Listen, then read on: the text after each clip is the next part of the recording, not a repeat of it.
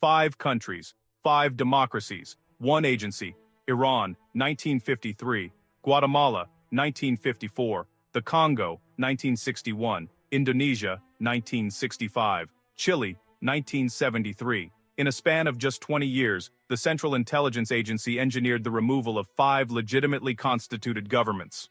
Not one of these countries was at war with the United States. Not one had attacked an American citizen. Each had something else in common.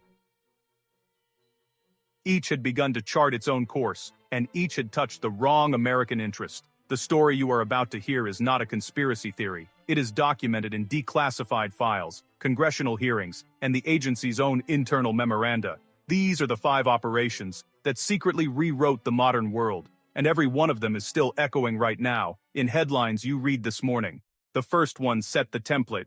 Mohammad Mossadegh was a constitutionalist, a democratically elected prime minister, beloved by his people, and in 1951, he made the decision that ended his career and changed the Middle East forever. He nationalized Iranian oil. For half a century, the Anglo-Iranian Oil Company, what we now call BP, had been pumping Iranian oil out of Iranian ground and paying Iran a fraction of the profits. Mossadegh declared that this would no longer be acceptable. Iranian oil would belong to Iran. The British were furious. They went to Washington asking for help. Truman refused. But when Eisenhower took office in January 1953, the answer changed. The operation was named Ajax. The agent in charge was Kermit Roosevelt, Theodore Roosevelt's grandson.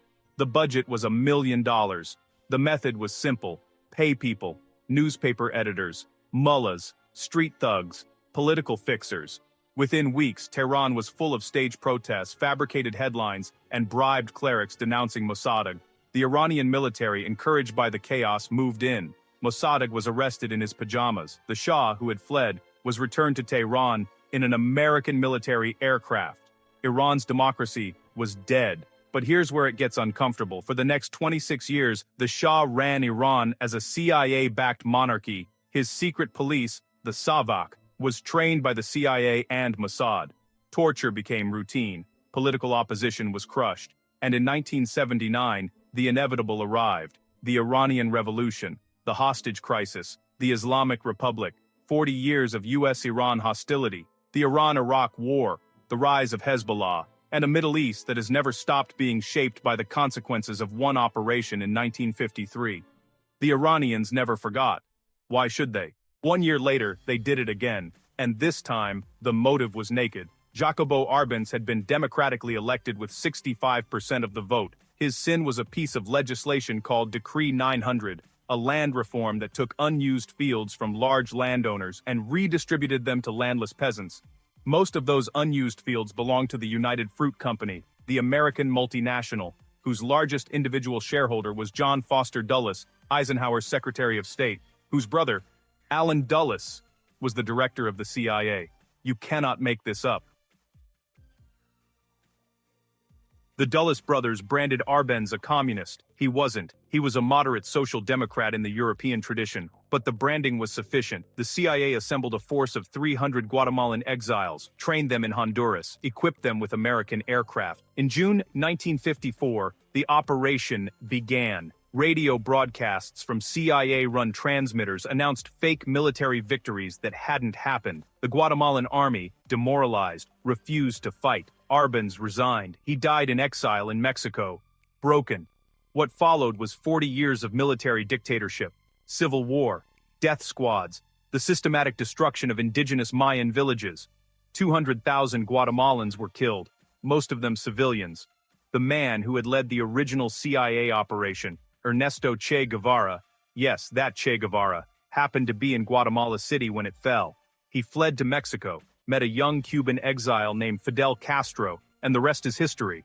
The CIA did not just topple a government in Guatemala, it created one of the most consequential revolutionaries of the 20th century. The third operation was different. There was no coup to engineer, there was a man to remove. Patrice Lumumba was 35 years old when his country, the Congo, won independence from Belgium in June 1960. He became its first democratically elected prime minister.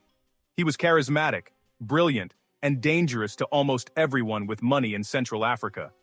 The Congo had cobalt, copper, uranium, The same uranium the United States had used to build the bombs dropped on Hiroshima and Nagasaki, and Lumumba was making it clear that this wealth would belong to the Congolese people, not foreign mining companies. Within weeks, Belgium engineered the secession of Katanga, the mineral province. The CIA panicked. A declassified National Security Council meeting from August 1960 records President Eisenhower telling his director of Central Intelligence, Allen Dulles, that Lumumba should be, quote, eliminated. The CIA prepared a vial of poison toothpaste. They flew an assassin to Leopoldville. The plan failed, but the agency had already supplied weapons to Lumumba's domestic enemies and helped his enemies locate him. In January 1961, Lumumba was captured, tortured, and executed by firing squad. His body was dissolved in acid. He was 35 years old. In his place rose Mobutu Sese Seko, a CIA asset who would rule the Congo for 32 years, plunder its resources, and leave the country in a permanent state of collapse from which it has never fully recovered.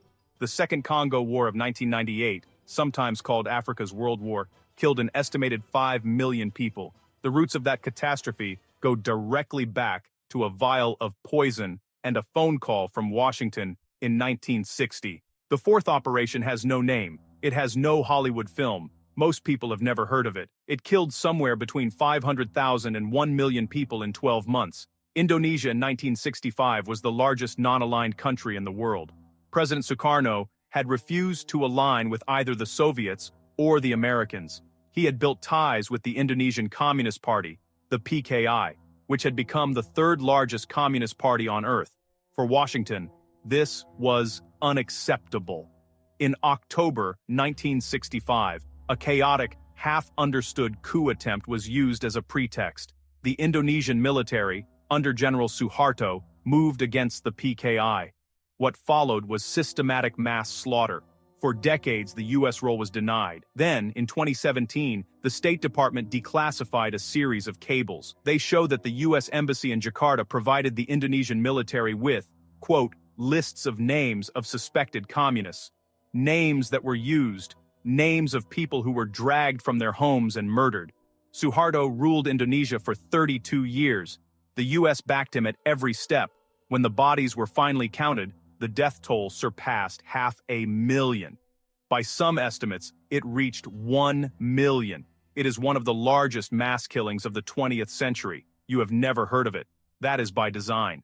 The fifth operation is the one history almost remembers. Salvador Allende was a Marxist physician and a constitutional Democrat. He won the Chilean presidency in 1970, the first openly socialist president ever elected in the Western Hemisphere. His sin was the same as Mossadegh's. He nationalized the foreign-owned copper industry.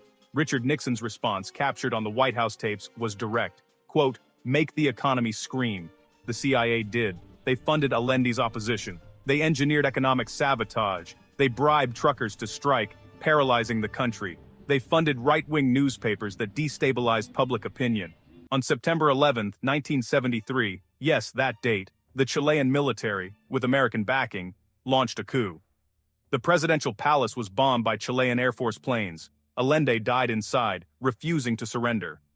What followed was the 17-year dictatorship of Augusto Pinochet. 30,000 tortured, 3,000 killed, or disappeared. Operation Condor, a continent-wide campaign of state terror coordinated by U.S.-backed dictatorships across Latin America. Chile became the testing ground for what would later be called neoliberalism. Economic shock therapy applied at gunpoint. It is the architectural template that has been applied in different forms to economies around the world ever since. 5 operations, 5 countries, 5 different decades, the same playbook. Step 1. A democratically elected leader threatens American or allied corporate interests. Step 2. That leader is rebranded as a communist threat. Step 3. Covert action, coup, assassination, economic warfare, or all 3. Step 4. A US-backed strongman replaces democracy with dictatorship. Step 5. Decades of authoritarianism, civil war, and human rights catastrophe. This is not 5 accidents. This is one method. And here's the part that should keep you awake.